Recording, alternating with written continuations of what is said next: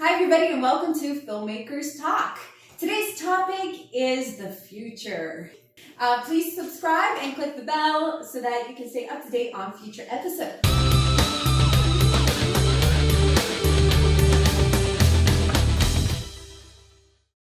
Alright everybody, thank you for joining. And so today's topic is the future of films.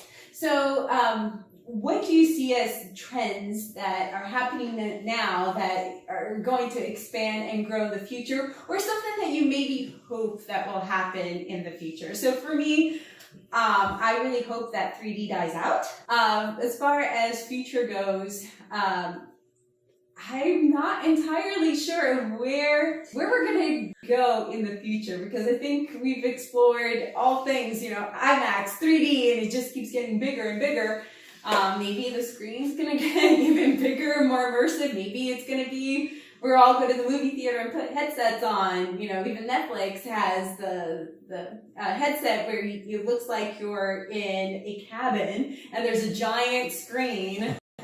So for some of us that are motion sickness, that's probably going to be a bad way of going. But it seems like that's where everything is going. Even roller coasters now, they have the headset, the 3D. What do you call them? Like the simulation? Yeah, simulations. Yes, exactly. Virtual reality. Thank you. Yes. So I get a feeling we're going to see a lot more and more of that happening. What are your thoughts? I think the trend I'm seeing the most, at least in mainstream Hollywood, is sequels and franchises. Mainly because that you get a built-in audience, it's easy money, and the film business is about making money. And one of the things I've noticed, at least with film history, is that it's not going to change until it changes. You know what I mean? Like after Lord of the Rings came out, I feel like everybody was doing a trilogy. Now after Marvel's The Avengers, everybody wants a 25 film franchise because they want the money. It's usually the people that take risks and go against the grain that end up changing the industry. But as far as film trends, I think everything's going to go online. Everything's going to be streaming. We're not going to really go to the multiplex anymore. And I know multiplex owners are very angry about that, and they don't want Netflix to win awards and get that credibility. But I think it's just kind of inevitable when you have the digital platform. It's much easier to distribute.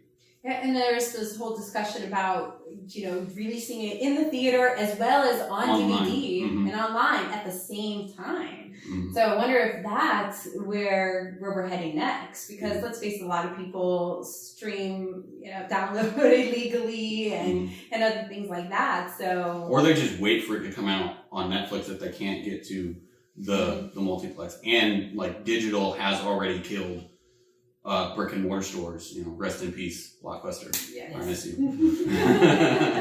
Yeah, I think the film industry in the future is going to be more of a business drive. They're getting into a lot of toys and shirts and get your marketing out there. And I would not be surprised if they didn't start evolving the film to incorporate certain props that also you can immediately get on your way out of the theaters. Like, ooh, buy it now. That's genius. And if like merch at a concert. So marketing gone wild. So can you imagine, like, a film comes out and the actor sprays a perfume? Now also you can buy that perfume that hero was using. It's hero perfume. This is genius. Oh my goodness. I think if you're talking about actually movies that come out of Hollywood, I think you'll be disappointed about 3D ever dying. It seems to come back. I think it's just because it's something that they think they can always, it's an evergreen gimmick that they know they can always rely upon. Also too, reboots, remakes, and sequels, those are always evergreen too in Hollywood. But I think probably what might be trending more in terms of enhancing the actual film going experience.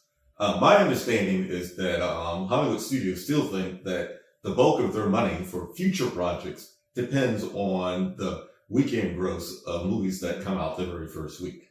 Then they can project how they can make movies in the future, those blockbusters in the future. So I think it's always will still be about how we can get the most amount of people to movie theaters. So I think they'll probably still try to work on enhancing the movie experience, probably your headsets, they already do reserved seats, better food. Actually think about how we can actually put certain theaters in certain communities so that we get the most amount of traffic. I'm surprised no one has put a movie theater in downtown Tampa yet with all those people moving to downtown Tampa. I think that is the trend in the actual movie experience. In terms of the content of movies, you asked what trend we like to see them move away from. I like to see them move away from romantic leads. Maybe that's something about me, I don't know. But, always, in every movie, every Hollywood movie, the formula always includes a romantic lead. You can almost predict when it's going to appear in the movie. So I would like to see them move away from that. Well, and I was just going to say, as far as marketing, films have been used for marketing purposes like for forever. I mean, the earliest cartoons were glorified toy commercials, and they do like Transformers is really bad about doing product placement, like really obvious, not subtle product placement. So like that's the business side is always a part of it. And I feel like film especially is a balance between the art and the business.